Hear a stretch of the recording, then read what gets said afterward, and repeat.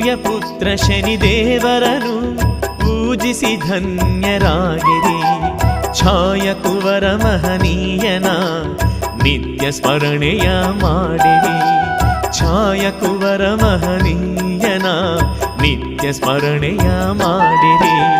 ಸೂರ್ಯಪುತ್ರ ಶನಿದೇವರನು ಪೂಜಿಸಿ ಧನ್ಯರಾಗಿರಿ.